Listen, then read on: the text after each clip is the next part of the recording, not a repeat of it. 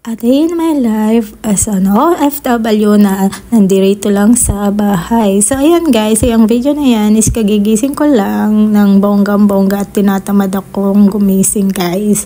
Pagkatapos niya nagpunta ako sa may kusina para maghanap ng makakain. Talagang gutom na ako.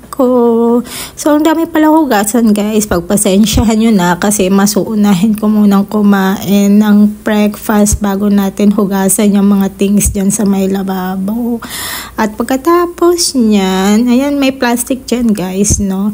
Tapos niyan is tinignan ko ang basurahan namin. So diyan pala namin nilalagay yung mga basura namin, no. So hinugasan ko siya kasi kahapon nung dumating ako dito sa apartment is siya, yung basura is may tumulong mga water doon. So nangamoy siya kaya hinugasan ko.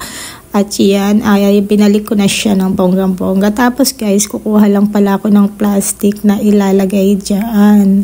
So ayan, gumagamit ako talaga ng plastic guys. Hindi ko dinedirekta yung basura sa basurahan.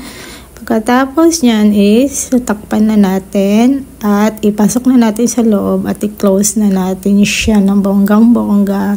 Pagkatapos yan guys, tignan nyo naman yung mga hugasan ko. Ang dami namin hugasan. Dadalawa lang naman kaming kumakain. So ayan pala yung lulutuin ko mamaya, mussels.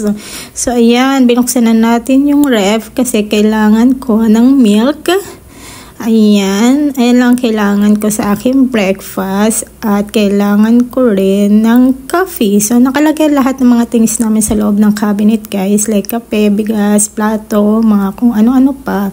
Dahil ayoko na makalat sa may lababo. Ayoko yung mga things sa lababo pag naguhugas ako. So ayan, pagkatapos nyan is, ayun, doon nakalagay yung pot kung saan ako nagpapakulo ng milk. Pagkatapos nyan guys is lalagyan na natin ng milk. Milk lang ang pinapakuluan ko siya at yun ang ginagawa kong coffee ko. So ayan, ito yung kusina namin guys. Dalawa yung lababo, which is yung isang lababo is sa laundry siya, sa mga damit, sa mga basahan, mga ganon, at may lababo para sa mga plato. Pagkatapos nyan guys is yung mussels. May nakita yung mussels kasi kailangan nating ipasok sa ref yan mamaya, no. So dyan nakalagay yung mga spoon, fork at saka yung mga kung ano-ano pa guys na kailangan namin. Pagkatapos nyan is dyan naman nakalagay yung mga asukals, cornflakes, mga things sa kakainin mo, like mga ready to food, ready to eat. Pagkatapos yan guys, is pupunta tayo sa may kusina. Yan, balik na naman tayo dyan, no, syempre. At tapos yan, ilalagyan na natin ng coffee ang ating cup. So, maunti lang ako magkape. So, ito pala yung ginagamit naming kape guys. So, hindi po siya ready to made na. Gagawa ka ng sarili mong kape. Na po siya ready. Tapos, anuhan mo lang siya ng asukal. So may magkakaiba talagang kape dito sa Brazil guys kasi may mga coffee na iba yung pagkagawa nila ng mga coffee. So ayan lang ang pagkagawa ko ng sarili kong kape guys. Pagkatapos antayin lang natin kumulo yung milk na aking pinainit. So ayan guys, nakikita nyo talagang tamad na tamad talaga ako dyan. Ang hirap gumising pag morning talaga. Na umuunat-unat pa ako ng katawan at nag-exercise nang biglang may makita ako sa may cabinet na oil.